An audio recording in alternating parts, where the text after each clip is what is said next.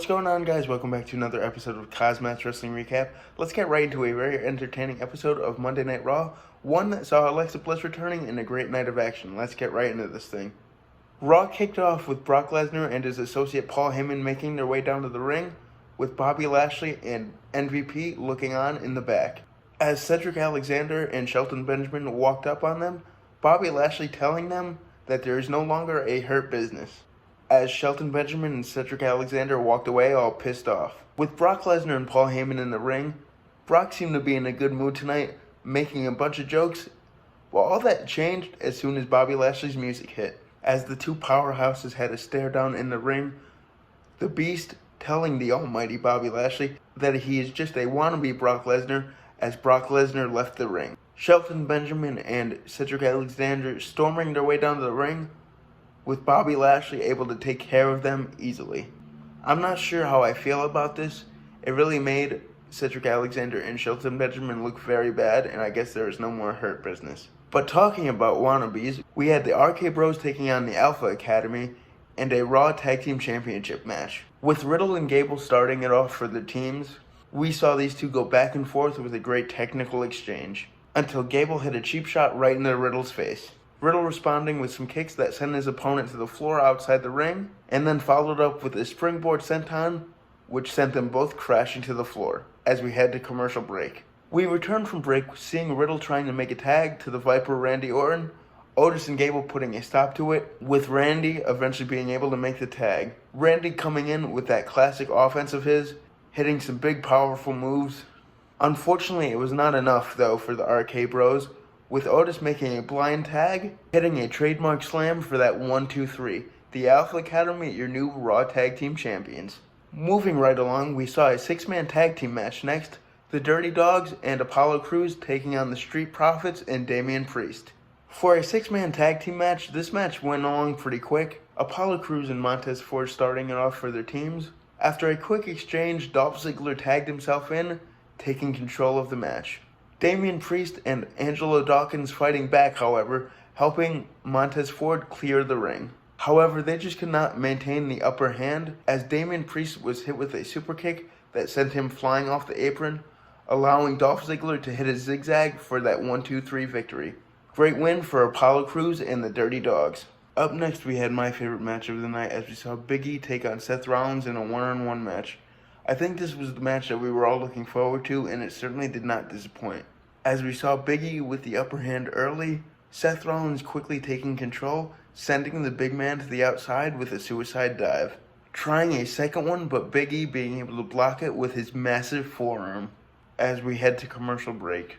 We return from commercial break just in time to see Big E slam Seth Rollins' head right on the announcer's table. The Vision Leader, of course, using dirty tactics, hitting a chop block, which allowed him to hit a DDT, stopping Big E right in his tracks. As these two continue to go back and forth, big move after big move, it looked like Big E had the win in hand after hitting a massive belly-to-belly. But just as Big E was going to hit the big ending for the win, Rollins was able to counter with a super kick, hitting a frog splash and then a curb stomp for the victory. Of course, after that action-packed match, we had to see Amos take on a jobber, because that's WWE logic for you. Scaring the shit out of the jobber, the match lasting all of 30 seconds as Amos just continually threw him throughout the ring, slamming him to the mat, then putting his foot on his throat to pick up that 1-2-3 victory. After that absolute destruction, we saw a segment of the Cutting Edge, with Edge welcoming his lovely wife, Hall of Famer Beth Phoenix, to the ring, as he complimented her on all of her accomplishments. Of course, The Miz and Maurice had to interrupt, Miz saying how dare he let his wife fight his battles, saying that Beth doesn't deserve to be in the same ring as Maurice. As he continued to gloat about what Maurice would do to Beth in the ring, Maurice just walked away. The segment ending with Beth saying if Maurice is too afraid to face her, she has no problem smashing The Miz's teeth in. Continuing right along, we saw Austin Theory take on AJ Styles next. AJ Styles looked to have the upper hand as he hit a vicious backbreaker onto Austin Theory, as Grayson Waller came out of nowhere attacking AJ Styles, causing the match to end in a disqualification. Grayson allowing Austin Theory to take a selfie with AJ Styles, allowing AJ Styles enough recovery time as the Phenomenal One attacked Waller, sending him running.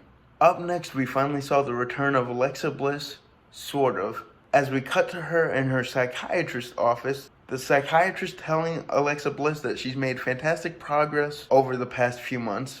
Then showing her a video replay of her Lily doll absolutely getting destroyed by Charlotte Flair, asking her how this made her feel. Alexa getting all fired up, destroying her psychiatrist's office, as the segment ends with her screaming into the camera as we fade to black. I certainly cannot wait to see what Alexa Bliss does on Raw in the coming weeks. Nevertheless, this brought us to our main event, a women's triple threat match between Bianca Belair, Liv Morgan, and Doudrop, the winner getting a chance at Becky Lynch's Raw Women's Championship at the Royal Rumble. The match starting with all three women throwing hands at each other, with Doudrop getting the upper hand early before Bianca Belair sent her flying out of the ring. Doudrop pulling Belair under the ropes as the two brawled outside the ring, until Liv Morgan took them out with a senton. However, the EST was not down for long, countering Liv Morgan with some mounted punches. As we head to commercial break. Back from commercial break, we see Doudrop absolutely get planted by Bianca Belair with a vicious spine buster.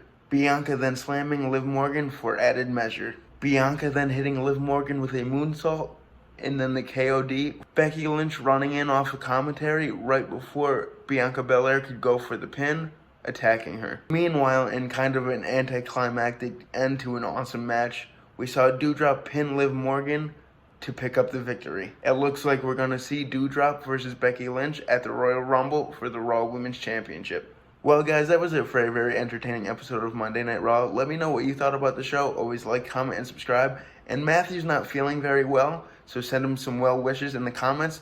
But he will be back in the saddle before you know it. And we will see you guys Saturday for a SmackDown recap. Peace out. Come on and fight back.